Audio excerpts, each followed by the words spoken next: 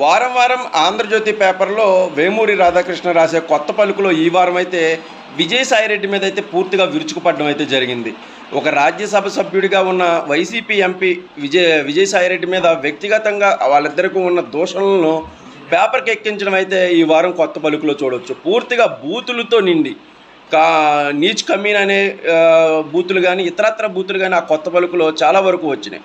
ఒక జర్నలిస్టుగా రాధాకృష్ణ పూర్తి స్థాయిలో తన వ్యక్తిగత కోపాన్ని తీర్చుకోవడానికి, కక్షను తీర్చుకోవడానికి పేపర్ని అడ్డు పెట్టుకోవాల్సిన అవసరం అయితే ఉండాల్సిన అవసరం లేదనేది నా అభిప్రాయం. ఎందుకంటే పేపర్ను కొనుక్కునే రీడర్ అనేది వార్తలను చూడడానికి, లేకపోతే ఏం జరిగిందో తెలుసుకోవడానికి అయితే ఎక్కువ ప్రయత్నిస్తాడు. అంతేగాని వీళ్ళు వ్యక్తిగత కారణాలు, వ్యక్తిగత కక్షలను పేపర్లో పెట్టి దాన్ని దాన్ని అమ్ముకోవడం లేదా పాఠకుడిని డిస్టర్బ్ చేయడం అనేది చాలా మంచి పద్ధతి కాదు. ఇది జర్నలిజంలోనే ఇది మంచి పద్ధతి కాదు అనేది అయితే నా అభిప్రాయం. విజయసాయిరెడ్డికి ఈయనకు గతంలో వైరం ఉన్న విషయం